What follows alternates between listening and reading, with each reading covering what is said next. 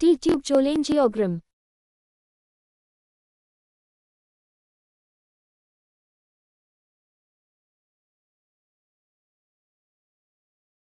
This is one of the skiagram from T-tube cholangiogram series.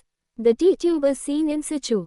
The common bile duct, hepatic ducts and the intrahepatic biliary radicals are dilated and there are two filling defects within the lumen of the bile duct. These are suggestive of residual radiolucent common bile duct stones. The dye has gone into the duodenum suggesting no obstruction in the terminal bile duct.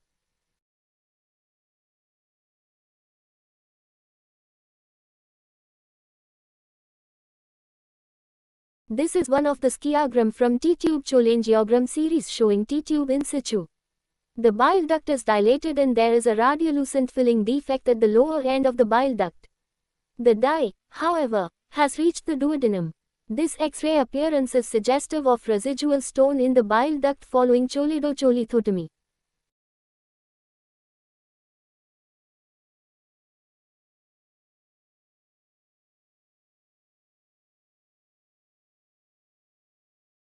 How T-tube cholangiography is done. The postoperative T-tube cholangiography is done on 8th to 10th postoperative day. The procedure is done under fluoroscopic control. The T-tube is clamped and cleaned with antiseptic solution. The T-tube is flushed slowly with 20 ml of normal saline. Urographene 60% is used as the contrast material. About 2 to 3 ml of contrast is then injected under fluoroscopic control and X-ray exposure is taken. The flow of dye into the bile duct and duodenum can be seen. Further 4 to 5 ml of dye is injected. To see the hepatic ducts properly, an X-ray exposure is taken with the head end down. To see the lower end better, an X-ray exposure is taken with the head end up position. How will you differentiate an air bubble from a filling defect due to a stone?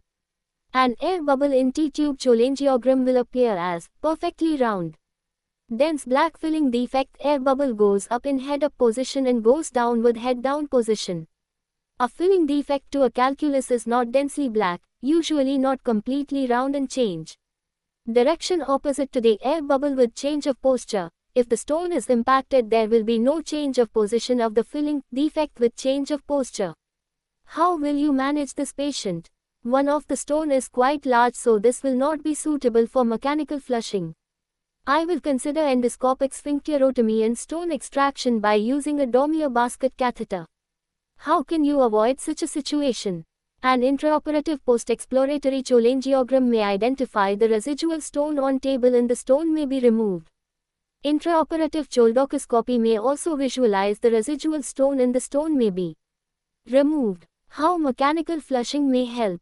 If the retained stone is small, less than 1 cm, then this can be managed by mechanical flushing with heparinized saline. The bile duct is irrigated with a heparinized saline, 250 ml of normal saline mixed with 25,000 IU of heparin, by passing the fluid through the T-tube tract for consecutive 5 days. An injection of hyoscine may relax the ampulla of water and may facilitate the expulsion of small stones. What is contact dissolution? If the stone is a pure cholesterol 1, contact dissolution by infusing monoctinoin or methylturbutyl ether via the T-tube tract may be helpful. What is Barine technique for extraction of residual bile duct stones? This technique, followed earlier, is not practiced nowadays. Patient is discharged home with the T-tube in situ, and a waiting period of 4 to 6 weeks allows the T-tube tract to get matured. The retained stone is extracted through the matured T-tube tract.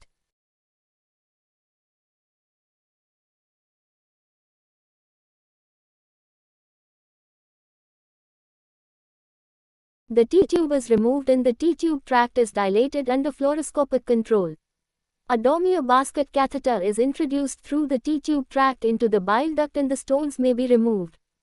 Alternatively, a cholecystoscope may be passed through the matured T-tube tract and the stones from the bile duct may be removed under vision. What is the role of extracorporeal shock wave lithotripsy? Retained or recurrent bile duct stone may be fragmented by using extracorporeal shock wave lithotripsy. An endoscopic sphincterotomy may hasten expulsion of the fragmented stone. What are the other options for management of residual bile duct stones? If the above measures fail, The options are laparoscopic cholecystectomy, open cholecystectomy. If the retained stone is detected after the removal of T-tube, how will you manage? 1. Endoscopic sphincterotomy and stone extraction by a Dormier basket catheter introduced through the endoscope. 2. Extracorporeal shock wave lithotripsy. If the stone is large, it may not be suitable for ECSWL. 50% patient needs adjunctive procedure like endoscopic extraction, biliary lavage and stenting. 3. Percutaneous transhepatic route may be used to pass a cholangioscope to visualize the bile duct stones and removal by using Dormier basket catheter introduced through the cholangioscope. 4. Laparoscopic or open cholecystectomy.